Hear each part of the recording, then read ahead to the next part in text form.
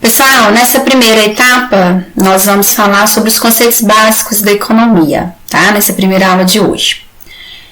Primeiro, nós precisamos entender o que é a economia, que é a ciência que estuda os recursos escassos e as alternativas de produção para atender às necessidades ilimitadas dos indivíduos. Qual que é as palavras-chave que vocês devem ter? Os recursos são escassos e as necessidades são ilimitadas. Então, por isso que existe a economia, para ver quais são as alternativas de produção para resolver esse impasse entre recursos escassos, né, e necessidades ilimitadas. Bom, nós temos também a macro e a microeconomia. A macroeconomia, ela representa a soma de todas as transações econômicas feitas pelas diversas partes de um grupo estudado, seja uma cidade, um estado ou um país. Então, a macroeconomia ela é mais abrangente, ela vai representar transações econômicas feitas por grupos. A microeconomia ela é mais individualizada, então ela representa essas transações econômicas mais ligadas a indivíduos, à realidade cotidiana. 4 perguntas são fundamentais para entender a economia. São elas: o que produzir? Então, primeiro é necessário entender o que produzir dentro desse ambiente de escassez para saber que tipo de bens e serviços eu vou produzir para atender essas necessidades. Quanto produzir? Então, quanto produzir reconhece a limitação existente na disponibilidade dos fatores produtivos.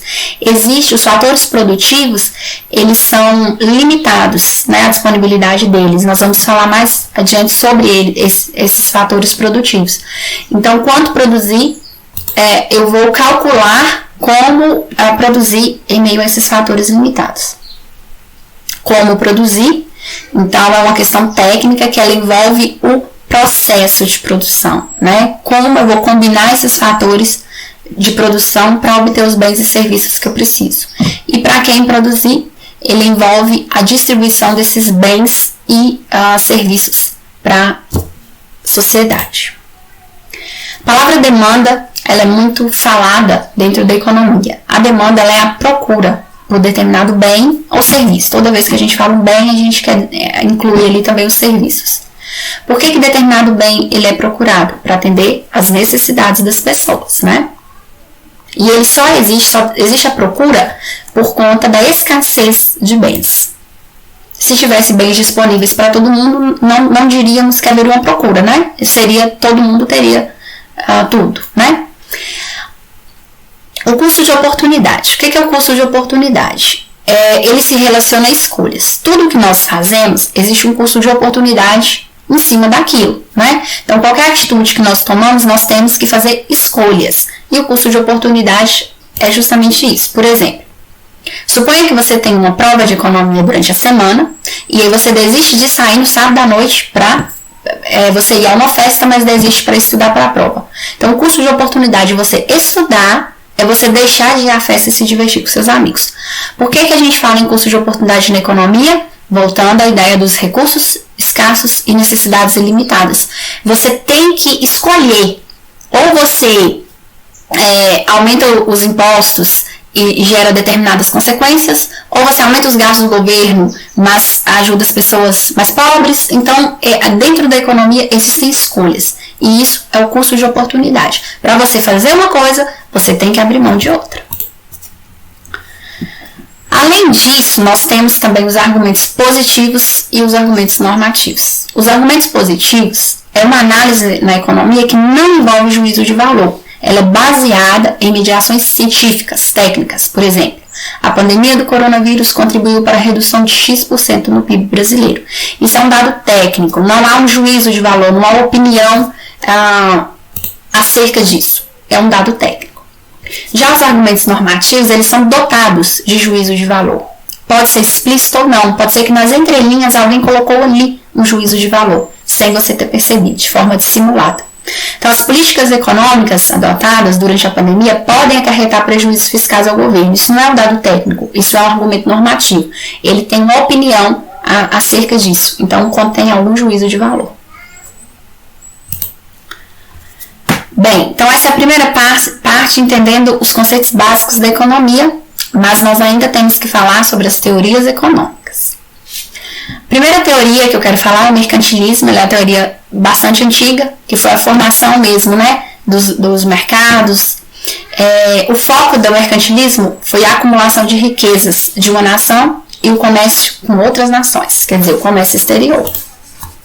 A partir do mercantilismo foram surgindo outras teorias econômicas, como, por exemplo, a fisiocracia, já do século XVIII. Os fisiocratas, eles diziam que o Estado não deve intervir na economia. A economia deveria ser regida pelas leis naturais. Lembrando que nós estamos falando de uma época em que a agricultura era a principal fonte de subsistência. Então, daí eles acreditavam, então, que a economia deveria ser regida pelas leis da natureza. Depois veio a escola clássica, mas já um pouco mais moderna. A escola clássica pautava-se na ideia de que a verdadeira fonte de riqueza é o trabalho, né? O principal teórico dessa escola foi o Adam Smith, e ele dizia que havia uma mão invisível que geria o mercado. E, portanto, o mercado não deveria intervir na economia. Por quê? Porque a própria economia ela ia se gerindo por essa mão invisível que existia. Então, existiam forças que faziam a própria economia se mover, não necessitando do Estado intervir na economia. Bom, por volta de 1850 veio Marx, que estudou muito sobre o capital. E as suas principais ideias eram contra o capitalismo, porque ele dizia que o capitalismo ele explorava a classe trabalhadora para adquirir riquezas às custas dessa. Marx defendia uma total intervenção do Estado na economia e o fim da propriedade privada. Para ele, a propriedade deveria ser pública de todos. Bem, aí veio também, por volta de 1870, a teoria neoclássica, que é um braço ali da teoria clássica, né? A teoria neoclássica, ela baseia-se muito no que hoje a gente acredita, né? Nas teorias econômicas. As necessidades e desejos são inúmeras, os consumidores eles adquirem bens e serviços para satisfazerem as suas próprias necessidades, os fornecedores eles buscam o lucro, a concorrência é que vai regular a oferta e a demanda por produtos, né? E a escassez e a demanda por produtos é que vão regular o preço e o valor de mercado. Então, eles focam muito nisso daí, né? Na oferta e na demanda, são braços também da economia que nós vamos falar mais adiante.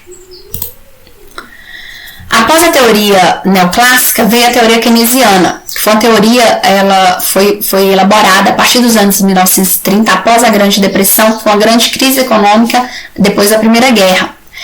A teoria keynesiana, ela acreditava muito nas ideias da teoria neoclássica. Então, ela defendia as questões da oferta e da demanda, mas, diferente da neoclássica, ela dizia que o Estado ele deveria, sim, intervir na economia. Entretanto, em áreas específicas, áreas estratégicas, principalmente na criação de benefícios sociais para auxiliar pessoas de baixa renda.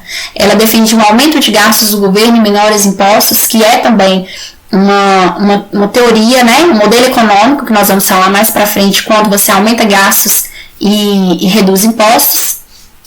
E ela defendia também o pleno emprego para as pessoas. Bom, pessoal, é isso. Vou deixar algumas sugestões de leitura para vocês, tá?